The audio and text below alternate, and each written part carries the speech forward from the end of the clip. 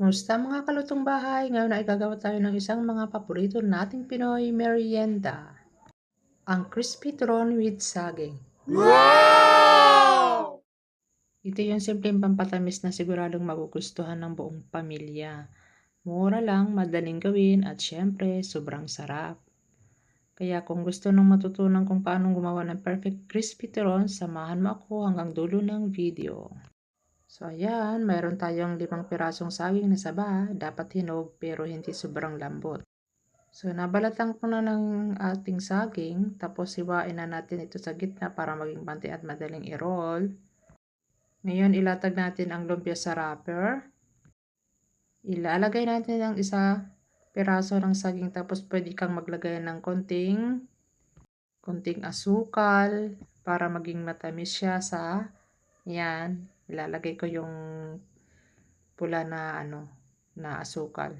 Optional lang kung gusto niyo ng matamis, kung gusto niyo rin niya na hindi matamis, so optional lang 'yan. Ayan, yung pangatlo kong i-roll mo ito ng mahigpit, pero dahan-dahan para hindi mapunit ang wrapper.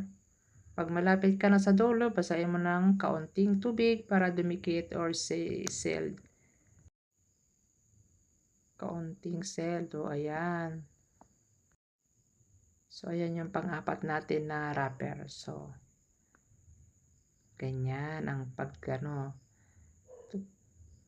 tinupi ko rin sa ibang naman din yung aking ginawa. Yan. So,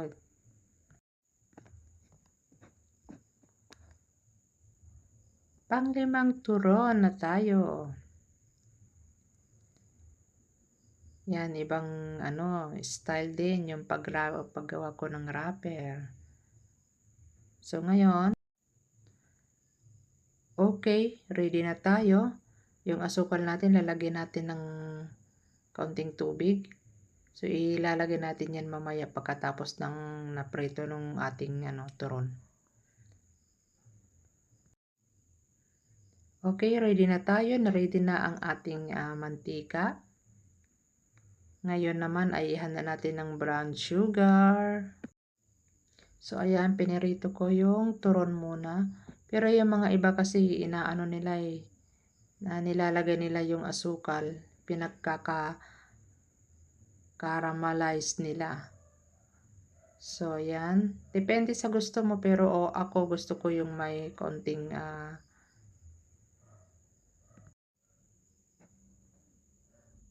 yan, bali-bali-baliktarin natin para yan, nag-golden brown na siya.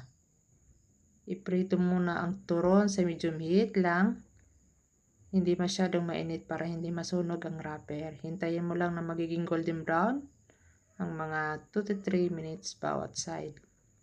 Ang sarap naman na nag-golden brown na siya. Pag nakita mong golden brown na at may konting kintab na sugar, pwede mo nang hanguin. So, yan talaga naman. Ang sarap niyan. Ilapag mo muna sa, ayan, so nilapag ko na yan dyan sa may strainer. Strainer daw, ha?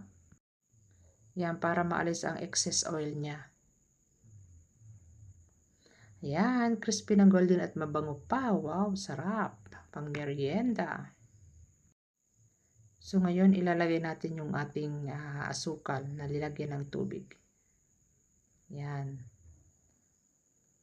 Ganyan ang ginawa ko. Pero, optional din yan kung ibang way din yan ang ginawa ko. So, yan, ilalagay ko na yung ating turon. Yan, nag-caramelize na siya. Kung gusto mong i-level up, pwede kang gumawa ng caramelized diesel o condensed milk din. Yan, wow, malutong-lutong na siya. Ang dali lang, di ba, mga kalutong bahay? Crispy sa labas, malambot sa loob. Perfect na pang merienda o pang tinda. Pwede rin yan, pang tinda. Kung nagustuhan mo itong recipe na to, huwag kalimutang i-like ang video o i-share sa mga kaibigan mo at mag-subscribe sa channel para sa mas maraming panglutong bahay recipe. Wow, yan na ang ating turon.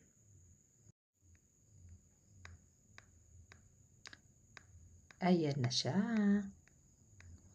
Pwede nang kainin. Maraming salamat po sa panonood hanggang sa susunod. Happy cooking!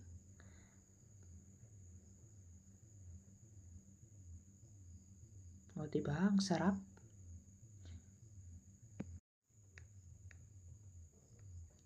Perfect na ang ating turon. So, ayan na. Diyan na tayo sa ating kusina. Ready na. Ihanda na natin ang ating turon. Ayan. Mainit-init pa siya. Wow. O, tingnan mo. Malutong na malutong. Thank you very much for your watching. Sana nagustuhan nyo ang aking video. Bye!